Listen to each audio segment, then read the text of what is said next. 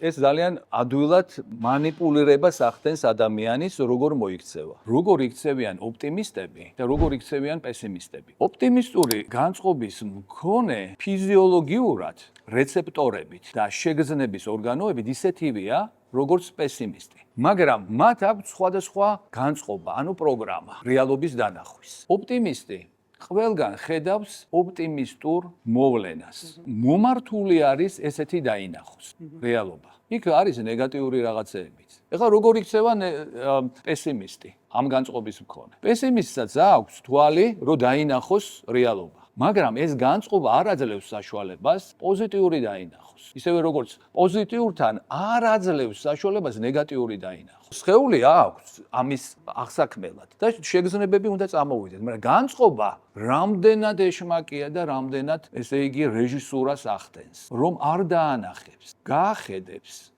არ შეამჩნევინებს. ეხლა ეს რო გადავიტანოთ ჩვენ ხელისუფლების მომხრეებზე და ოპოზიციაზე. რას გააკეთებს ხელისუფლების მომხრე რეალობის ახსნის დროს? დაინახავს ყველაფერ პოზიტიურს. ვერ დაინახავს ნეგატიურს. თუმცა თვალი აქვს, ყურიც აქვს და ესმის. და რას გააკეთებს ოპოზიცია? არ დაინახავს არაფერ პოზიტიურს და დაინახავს ყველაფერ ნეგატიურს. და ეხლა ეს ცნობიერად კი არ ხდება, არაცნობიერად ხდება.